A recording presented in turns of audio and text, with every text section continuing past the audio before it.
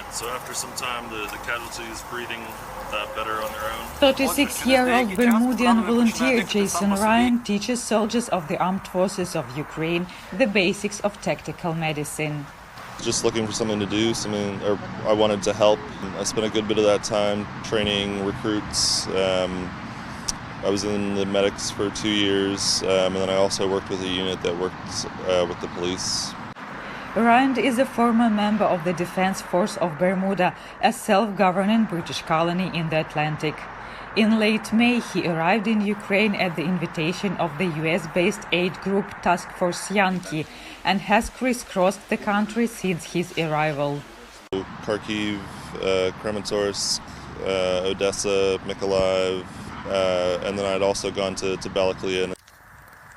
When in Kiev, Jason teaches tactical combat casualty care at the Ukrainian Volunteer Training Center. Since late March, this center has taught more than 7,000 people a basic course in paramedical care. If you're dragging a person on the ground, consider that rocks and broken glass can cut not only the stretcher, but also the person lying on it. After the basic course, trainees can take another in-depth course and apply for a combat medic position.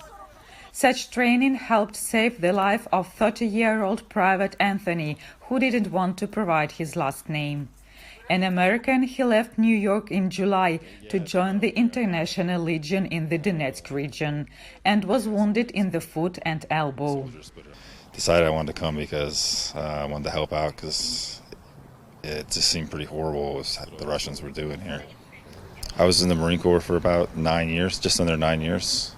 I was an artillery forward observer, deployed to Iraq and Afghanistan 3 times.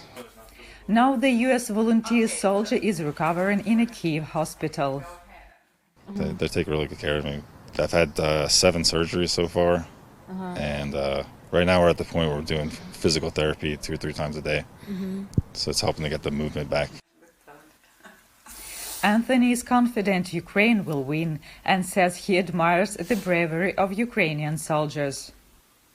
On the battlefield, they're tough soldiers. They're not defeatable. Anthony hopes to visit his relatives in New York for Christmas before returning to Ukraine.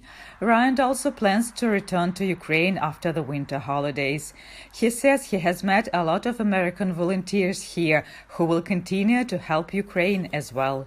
Kosstutschenko for VOA News, Kyiv, Ukraine.